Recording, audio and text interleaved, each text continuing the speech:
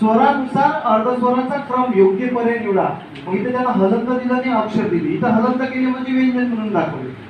चिन्ह तेच आहे, पण जर पाय मोडले नाही असं कॉमा कॉमा दिले, पाय नाही मोडले तर अक्षर, जर पाय मोडले तर व्यंजन. हा तिसरा पर्याय दिला य व र ल.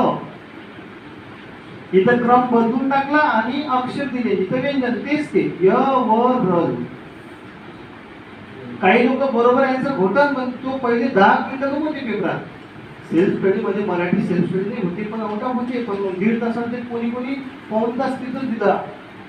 समजून घ्या, हे कंटेंट बॅचचा हा फायदा होईल. ऑटोमॅटिक गती येईल तुम्हाला. परत स्वतः लिहिली तर गती येईल. रॉक पाठांतर वाला 10-15 पाठ करल लगेच एखादा मास्टर दिले लॉलीपॉप. ह्या 200 प्रश्न कर लागायचं तुला मध्ये मैदान घेत आगाय करतो तू मग थंड वाटते तू रात्रभर नदी नदी नदी नदी नदी नदी नदी नदी न झुलते नदी